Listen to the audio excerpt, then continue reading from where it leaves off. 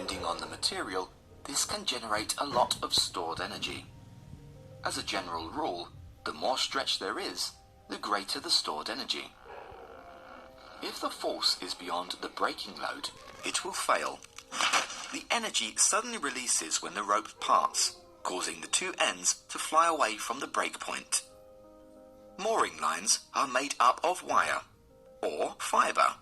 Let's take a look at the stretch of some of the more common materials as they fail, based upon a 50mm diameter sample.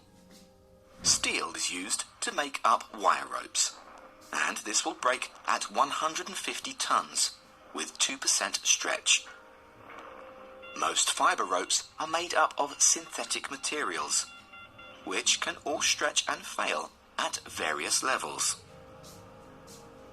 Polypropylene is a very common material to use for mooring ropes, though it is not recommended by OCIMF to be used on tankers as the main mooring line or a tail. It floats and is as elastic as polyester, but it has relatively less strength. Due to its low melting point, it is prone to fusing under friction, and it suffers from actinic action, causing the material to degrade in sunlight faster than others. Polypropylene lines will break at 31 tons, with a stretch of 20%. More commonly known as nylon, polyamide is heavier than water, and so it sinks. This can be an issue as it loses strength when wet, but it is resistant to abrasion and temperature damage. Polyamide lines will break at 44 tons, with a stretch of 20%. Polyester is the most durable of all materials. It is heavier than water, but maintains its strength when wet and does not suffer much from abrasion due to its slippery nature. Polyester will break at 35 tons, with a stretch of 12%.